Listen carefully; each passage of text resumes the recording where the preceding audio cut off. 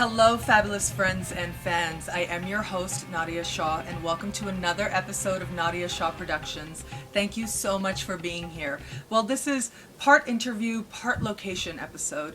I am so honored to be here sitting with Suzanne Corbie. Suzanne is a very renowned tarot reader, teacher, and Wiccan practitioner. She's also deeply rooted in the Southeast, a place where I went to university, a place that is very near and dear to my heart. Thank you so much, Suzanne, for being here. You're very welcome.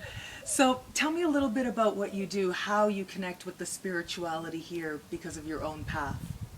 Well, I've been a Wiccan practitioner for well over 35 years, and I think wherever you are following a spiritual path, you connect with the place that you are in. So although I haven't always been in the Southeast, wherever I have been, I have connected with the place, I have researched the traditions, I have sought out sacred sites, and found a connection with wherever I have been.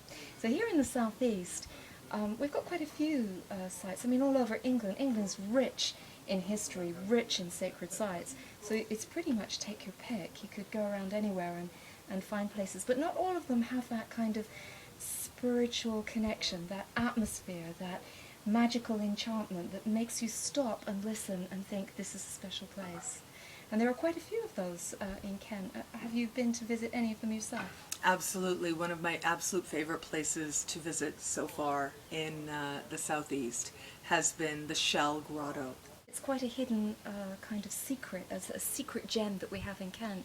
But what happened about 100 years ago was that two young boys were playing, and the earth fell in front of them, and they uncovered this, what seemed like a chamber.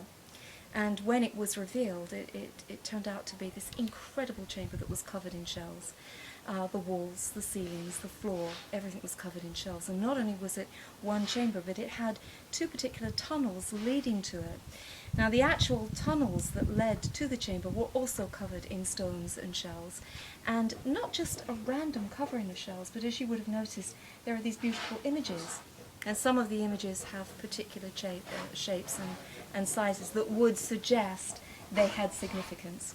And in the main chamber itself, there is an alcove in the wall that would suggest that something had been placed there. And also the stand. Did you notice the stand? That something is likely to have been placed on it. But we can only surmise what it was. We have absolutely no idea what was there. My own personal interpretation of that is that it is likely to have been a place of some devotion and dedication.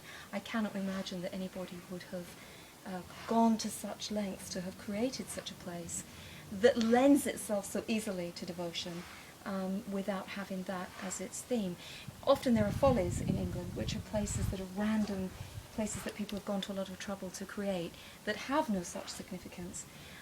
But this does lend itself to a particular female, I would say, or deity that is a female deity for that kind of worship, because there's lots of Vesca-Piscis shapes that suggest female symbolism, if you like. It's fascinating you say that, because when I was in the Shell Grotto, first of all, I loved it. I loved that I stumbled upon this. I sort of asked the universe to show me a sacred site in the Southeast, because I know that they're all over England. And that's one thing I love about England, is that you can sort of stumble upon these sites that have been prayed in for millennia.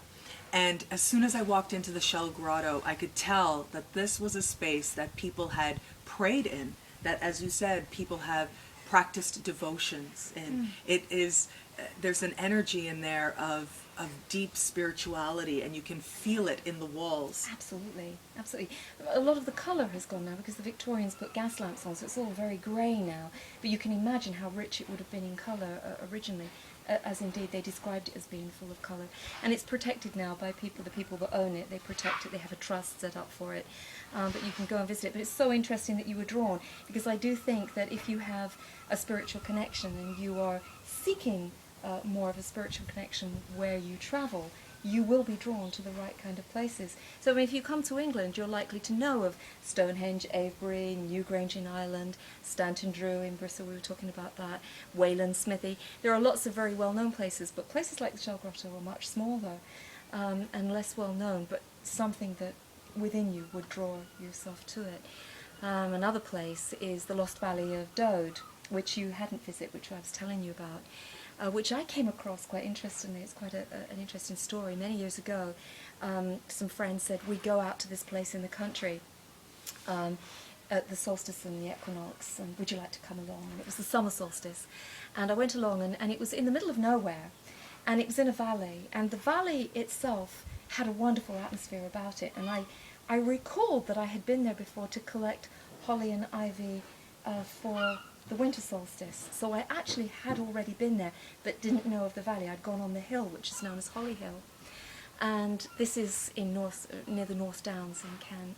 And I went along, and there was this old ruined chapel, and people were coming along from all kinds of different places, and were creating a summer solstice gathering for random pagans, if you like. And we had a fire there because there was no roof, it was all abandoned, and there was singing and dancing and drumming. And then about 20 years later, somebody said to me, oh, I've been to this wonderful place, Suzanne, you'd love it, it's called the Lost Valley of Dode. And I said, I've never heard of that. And she said, have a look at it on the website. So I urge any of you listening or watching to have a look at the Lost Valley of Dode. And I thought, I know that place, I've been there. And I realised that somebody had renovated the chapel that we had been holding lots of pagan gatherings in. And I thought I'd go along and meet this person and have a look at it. And he had such an interesting story. He'd done a lot of historical study into the area, and he'd found out that it was right at the centre of a huge amount of ley lines that all converged on this particular area. And after he was a renovator, and he'd actually bought the place to renovate it, but found during the renovation that people would randomly just be drawn to the site at times of significance, like the solstices, like Halloween. Halloween, he said, was a nightmare. Everybody just converged on the place. I love Halloween. Absolutely, it's my favorite holiday. Amazing energy in this place that drew people to it without anybody knowing what was there. And during the time that he had all sorts of people come, he had dowsers, he had sacred geometrists, he had pagans, druids, Wiccans, all kinds of people that came along that meditated. And we did a lot of excavation ourselves with getting people to sense where the energy was and placing a flag where they thought the energy was. And we found that we could actually identify very clear lines that he had already identified and defined with dowsers. He also discovered an ancient well at this particular site, and now he's renovated purely for the use of hand fastings. So weddings are held there, but any denomination. So it doesn't matter what you are, you can have a wedding there. And it's booked 5 years in advance, and the brides often faint in the middle, because the altar is right at the centre of all the ley lines. Do you think that's a sign about who they're marrying? It's the energy, it's the power place. It's just such an incredible place of power. And all around there, if you walk around it, there is this incredible energy. So it's not very well known, it's not signposted, not many people know about it. But places like that are all over, I think, every country.